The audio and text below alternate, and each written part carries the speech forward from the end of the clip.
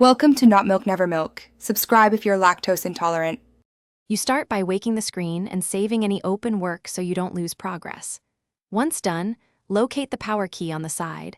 Many Androids use a single side button while others combine it with volume.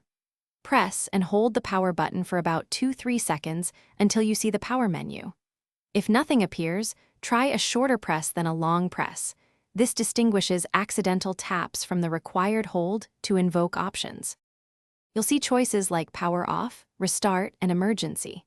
Tap power off to fully switch the phone off. Tap restart if you need a quick reboot. Make sure to confirm any prompts. Many Android versions ask you to confirm with a second tap to prevent accidental shutdowns. If your device uses a software power icon or gesture instead of a hardware hold, access the quick settings and use the on-screen power option. This behaves the same way and ensures a clean shutdown. If the phone won't respond to the normal menu, force it off by holding power plus volume down for about 10 to 20 seconds.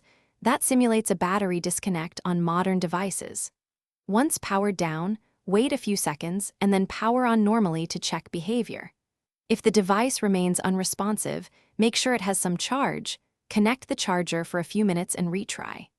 As a last resort, consider a factory reset, but only after backing up. Thanks for watching. If this was helpful, leave a like and consider subscribing. See you next time.